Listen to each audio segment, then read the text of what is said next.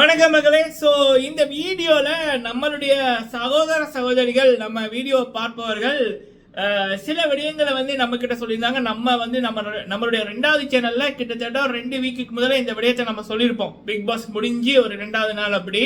அது என்ன விடயம் என்ன அப்படின்னா, அர்ச்சனா அவர்கள் இந்த டைட்டிலை வின் பண்ணவே சிங்கிள் ஹேண்ட்லி ஒன் உமன் ஆர்மியா தான் வின் பண்ணாங்க. அவங்க பிக் பாஸ் வீட்டுக்குள்ள இருக்கக்குள்ள அவங்களுக்கு யாரோட சப்போர்ட்டுமே அங்க வந்து இல்லை. அவங்களுக்கு எந்த நபருமே உண்மையா வந்து அர்ச்சனா அவர்களுக்கு இருக்கல. சரிங்களா? அந்த டீம் பி அப்படி என்பது அதாவது அந்த டீம் பில இருந்தவர்கள் கூட அர்ச்சனா அவர்களை எதிரியாத்தான் பார்த்தார்கள். அர்ச்சனா அவர்களுக்கு மன உளைச்சலையும் தான் கொடுத்தார்கள். சரிங்களா? அது கடைசி ஒரு 40 மணித்தியாலம் 48 மணித்தியாலங்களுக்கு முதல் அந்த ஃபினாலே டே அண்ட் அதற்கு முதல் ஒரு ஃப்ரைடே என்னவோதான் வந்து இவங்க வந்து அர்ச்சனா அவர்கள்ட்ட நல்ல மாதிரி பேசினார்கள், டீம் பியில் இருப்பவர்கள். ஆனால் அதற்கு முதல் வந்து பார்த்தீங்கன்னா விஷ்ணு அவர்களாக இருக்கட்டும், தினேஷ் அவர்களாக இருக்கட்டும், மணி அவர்களாக இருக்கட்டும், ஏதோ ஒரு விதத்தில் அர்ச்சனா அவர்களை டார்கெட் தான் பண்ணி கொண்டிருந்தாங்க. சரிங்களா? ஸோ டீமையே பற்றி சொல்லவே வேணாம்.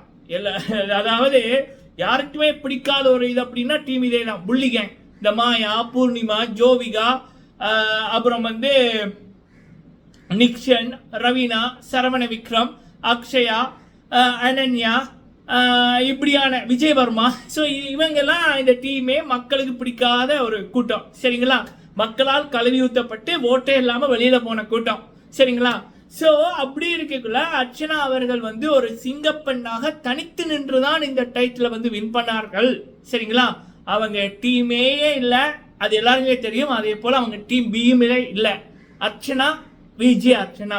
So one woman army in Bigg Boss 7 Tamil. சரிங்களா? ஸோ இதை பற்றி ப்ரோ இருக்கா சொல்லுங்க, பேசுங்க அப்படின்னாங்க. ஒன்று அது.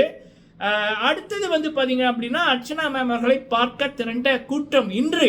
சரிங்களா? நேற்று அது இன்னொரு மேட்டரு, அதை பற்றி நம்ம பேசிட்டோம். இன்று வந்து அடுத்த சம்பவம், இன்னைக்கு 10:30க்கு நினைக்கிறேன். சரிங்களா? ஸோ அடுத்த சம்பவம் அது என்ன அப்படி என்பதையும் வந்து பார்க்கலாம். கேட்க ஆனந்தமா இருக்கு. இதுதான் என் உண்மையான வெற்றி. சரிங்களா? எனக்கு தெரிஞ்சு எந்த டைட்டில் வின்னருக்குமே இப்படி வரவேற்பு இல்லை. அர்ச்சனா அவர்கள், எல்லாருக்கும் வரவேற்பு இருந்திருக்கு, பட் அர்ச்சனா மேம் அவர்களுக்கு கிடைக்கிற மாதிரி இல்லை. சரிங்களா? 19 கோடி ஓட்டுனா சும்மாவா? சும்மா அரங்க மதுரம் சிறப்புகள். சரி, இன்று என்ன சம்பவம் அப்படி என்பதையும் வந்து பார்த்துடலாம். அடுத்தது வந்து பிரதீப் அண்ணா அவர்களுடைய பிறந்த நாள் எப்போ அப்படின்னு பல பேர் கேட்டிருந்தீங்க. அது பற்றி ஒரு தகவல் ஒன்று, ஏன்னா இந்த மாதம் தான் தரமான செய்கை இருக்கு, அதையும் வந்து பார்க்கலாம். சரிங்களா? ஓகே, ஃபுல்லாக பாருங்க, லைக் பண்ணுங்க. ஃபர்ஸ்ட் டைம் வந்திருக்கீங்க அப்படின்னா மறக்காம சப்ஸ்கிரைப் பண்ணுங்க. உங்களுடைய கருத்துக்களை தவறாம சொல்லுங்க. ஓகே மகளே. ஸோ இன்று அர்ச்சனா மேம் அவர்கள் நேற்று வந்து பார்த்தீங்க அப்படின்னா ஸ்மோக் பார்பிக்யூ, புறம்பேட்டையில் இருக்கிற ஸ்மோக் பார்பிக்யூக்கு வந்து ஒரு ப்ரொமோஷன் வேக போயிருந்தாங்க 7 மணி போல. அங்கே அர்ச்சனா மேம் அவர்கள் போக முதலே அர்ச்சனா மேம் அவர்களை பார்ப்பதற்கு மக்கள் படை திரண்டிருந்தது.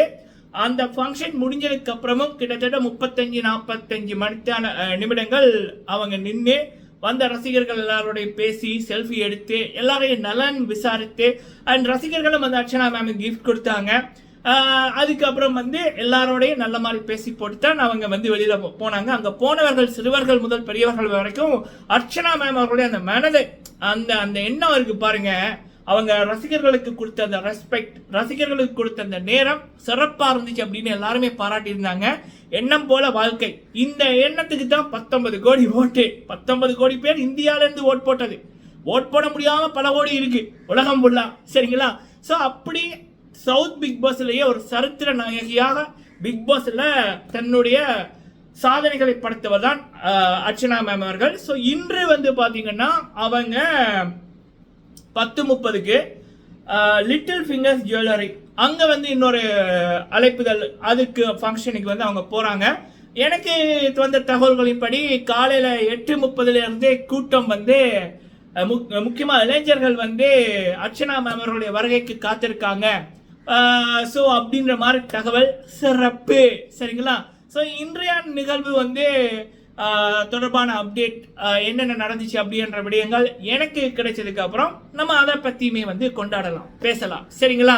இதான் மக்களே, எண்ணம் போல வாழ்க்கை. எண்ணம் நல்லா இருந்தா வாழ்க்கை நல்லா இருக்கும். சரிங்களா?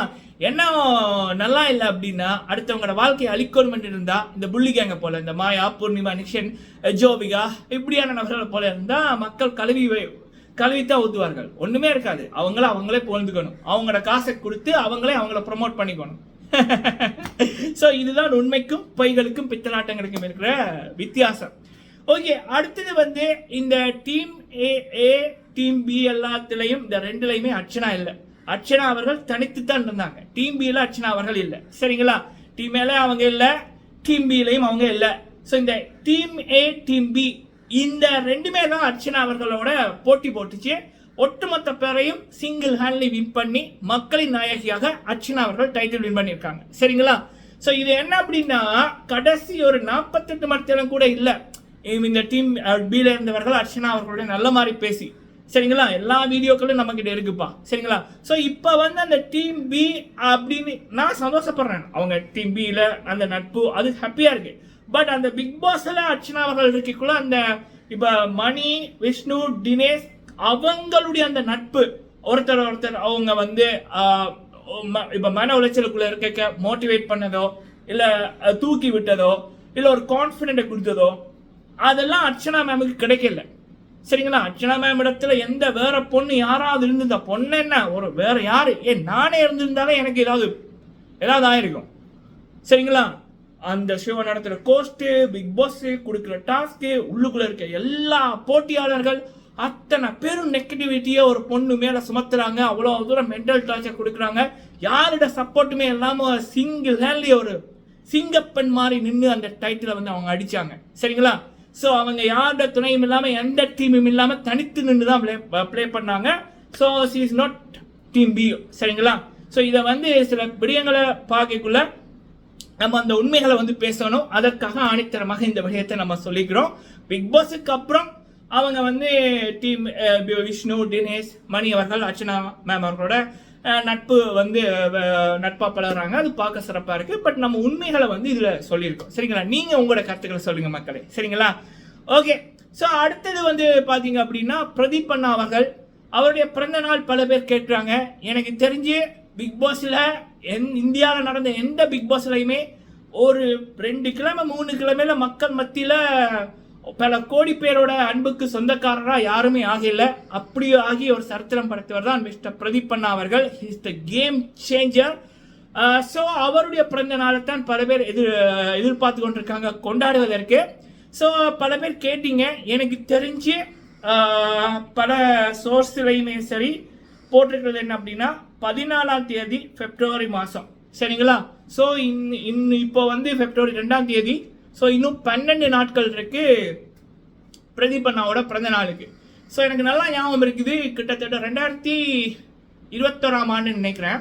பிப்ரவரி 14 ஈவினிங் ஒரு மாலில் வந்து என்னுடைய ஃப்ரெண்டு வந்து சொன்னார், கவின் அவர்களையும் பிரதீப் அவர்களையும், கவினன்னா அண்ட் பிரதீப் அண்ணா வந்து பார்த்தது 2 பேருமே ஈவினிங் வந்து டின்னர் ஒரு ஃபோட்டோ கூட போட்டிருந்தாங்க. கவின் அண்ணா போட்டிருக்காரு. அது பிப்ரவரி 14 அப்படின்னு தான் நினைக்கிறேன். 15 போட்டாரா 14 தெரியல. நண்பர் வந்து சொன்னார் 14 வந்து பார்த்தேன்னு. ஒருவேளை 2021ஆம் ஆண்டு பிரதீப் அண்ணாவோட பர்த்டே அது செலிப்ரேட் பண்ணி போட்டா கூட இருக்கலாம். பட் இப்போ சோர்ஸில் வந்து பார்க்கல எல்லா தளங்கள்லையுமே மோஸ்ட்லி நம்பிக்கையான தளங்கள் வந்து பிப்ரவரி 14 அப்படின்னு தான் போட்டிருக்காங்க. ஸோ அக்கார்டிங் டு தட் இன்னும் 12 நாட்கள் இருக்கு நம்மளுடைய தலைவரோட பிறந்த நாளுக்கு, பிரதீப் அண்ணாவோட பிறந்த நாளுக்கு. வேற லெவலில் உலகமே அவரோட பிறந்த நாளை கொண்டாடும்.